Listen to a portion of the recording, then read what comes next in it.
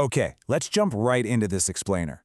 Today, we're looking at 3 true crime stories with twists so insane they're going to weaponize absolutely everything you think you know about how a crime unfolds. We're talking about cases where catching the bad guy, or finding the victim, is literally just the tip of a very, very dark iceberg. Let's get into it. You know, when we dig into true crime, our brains are just naturally wired to want a clean ending. You think finding the missing person or locking up the villain means the story's over, right? Well, not today. In the 3 cases we're breaking down, the so-called truth is actually a trap, just waiting to be sprung. Sometimes, solving the mystery only uncovers something infinitely worse. First up, the Sharon Marshall mystery, the perfect life that never existed. Sharon was this brilliant high schooler, a lieutenant colonel in the ROTC, had a full ride to Georgia Tech and big dreams of working at NASA. But those dreams got completely derailed by an unexpected pregnancy. She was forced into this transient life with a man named Franklin Delano Floyd, but as you'll see, absolutely nothing about this life was real. Okay, the chaos builds fast here. In 1988, Sharon has her son, Michael. Just a year later, her close friend Cheryl goes missing after a huge fight with Frank, and then, bizarrely, Frank and Sharon actually get married. Fast forward to 1990, and Sharon is found unconscious by a highway. It looks like a hit and run. She dies 5 days later, and Frank immediately tries to cash in her life insurance. Wild, right? Then Frank's criminal past catches up with him, he loses custody of little Michael, and in 1994, he literally walks into Michael's elementary school and kidnaps the boy at gunpoint. But believe it or not, the real horror of this timeline was hiding in an abandoned truck. So, Frank is eventually arrested in Kentucky, but Michael is totally gone. Nowhere to be found.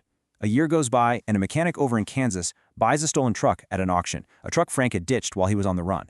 Inside, this mechanic finds a large envelope stuffed with 97 photographs. Now, these photos were massive. They actually solved the murder of Sharon's missing friend Cheryl because investigators could match the injuries in the pictures to her recovered remains. But they also revealed a secret that was so much darker. While the cops are building a death penalty case against Frank for Cheryl's murder, they start looking a little closer at the rest of that envelope. The pictures showed Frank assaulting a young girl, but here's the thing. These images were way, way older. Investigators were absolutely paralyzed when they figured out who the young girl in those old photos actually was.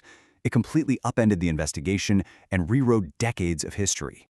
It actually took until 2014 to fully unravel this. Sharon Marshall? She never existed. Her real name was Suzanne Marie Savarkis. She was the daughter of a woman named Sandy Chipman, who Frank had been briefly married to way back in the 1970s while using a fake name. Meaning, the man Sharon lived with, the man who was supposedly her boyfriend and later her husband, yeah, that was her childhood kidnapper. It's just a horrific sequence of events. Frank kidnapped his own stepdaughter, raised her under all these different aliases while constantly abusing her, married her the second she became an adult, and then, after she dies under extremely suspicious circumstances, he kidnaps her son. In 2014, Frank finally admitted he murdered little Michael while on the run. It's a staggering, multi-generational tragedy. But our next case, it trades a physical kidnapping for a relentless anonymous tormentor that absolutely destroyed a family from the inside. Case number 2, The Crow's Deadly Revenge. A family destroyed from the inside out. Let's travel back to 1980s France for the case of Gregory Villman, or L'Affaire de Gregory, as the French press called it. The Villmans were this happy, successful family living in a brand new home. But they were being relentlessly stalked by this anonymous figure they called Le Corbeau, or the Crow.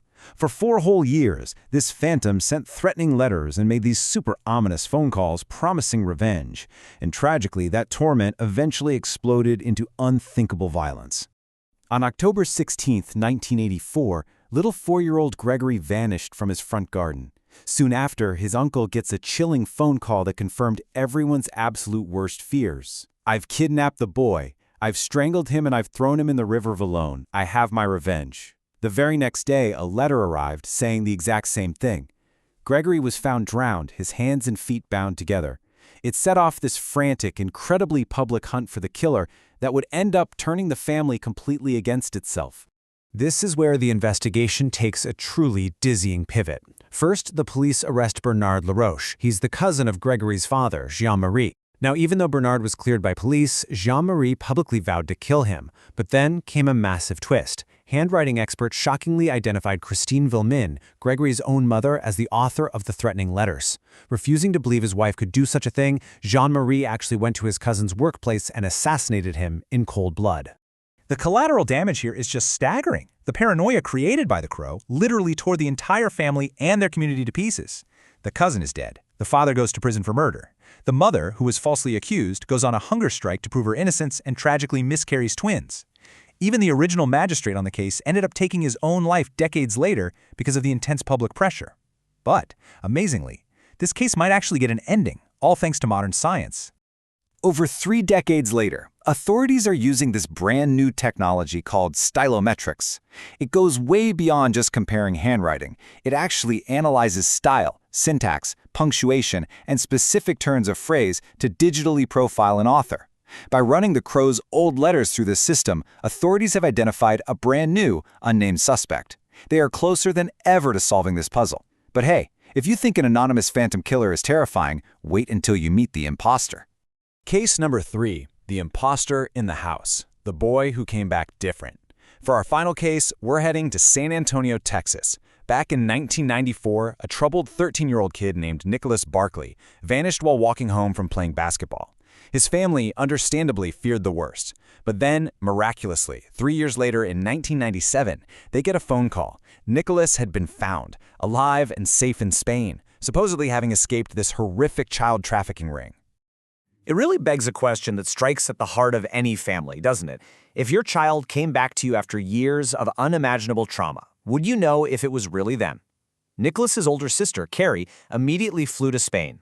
Even though the boy kept his face completely hidden behind a hat and sunglasses, she swore it was her brother and rushed him back home to Texas. But the authorities? They couldn't ignore the glaring, frankly impossible physical evidence staring them right in the face. The sheer audacity of this lie is honestly staggering. The real Nicholas had blonde hair and blue eyes. The boy sitting in the Barclays living room, he had dark hair, brown eyes, and a heavy French accent. His excuse was wild. He claimed his captors chemically altered his eyes and hair and twisted experiments to hide his identity. It's a wildly absurd excuse, right? Yet the Barclay family bizarrely accepted it. They even told investigators to close the case. That is, until a private detective and the FBI finally stepped in. The FBI gets a court order for fingerprints and DNA, and the results were a total bombshell. The person living in their house wasn't Nicholas Barclay at all. It was Frédéric Pierre Bourdin, a 23-year-old French con artist. This guy was known as the Chameleon, a man who had successfully pulled off using over 500 fake identities all across Europe. 500. So Frédéric pleads guilty to passport fraud and perjury and gets a 6-year prison sentence. Catching the chameleon and putting him behind bars feels like the end of the story. Case closed, right? Well, no. Frédéric was about to drop a revelation from his prison cell that would turn the whole investigation completely upside down, shifting the spotlight right back onto the grieving family. See, the imposter realized he wasn't actually the one running the con. He alleged that the Barclay family didn't just fall for his terrible disguise. No, he claimed they eagerly accepted him, coached him, and used his sudden appearance to cover up a horrific truth. Frédéric said he literally couldn't believe how easily they took him in, until he realized they needed him just as much as he needed them. And that brings us to the murder cover-up theory. The clues come at you rapid fire. Frédéric claims sister Carrie secretly fed him family knowledge so he could pass the police photo tests back in Spain. Plus, investigators look back at a 911 call Nicholas's older brother Jason made 3 months after the disappearance. Jason claimed he heard Nicholas breaking into the garage, but police found zero evidence of a break-in. Now, private investigators will tell you that staging fake break-ins is a super common tactic used by murderers to make it seem like the victim is still alive. So the dark theory here is that Jason actually murdered Nicholas.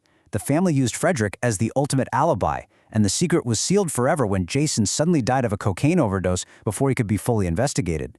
Which leaves us with a final, absolutely haunting question.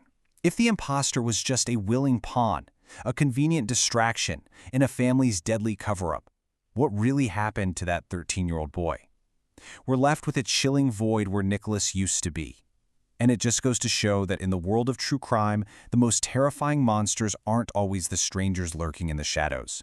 Sometimes they're the ones sitting right next to you at the dinner table.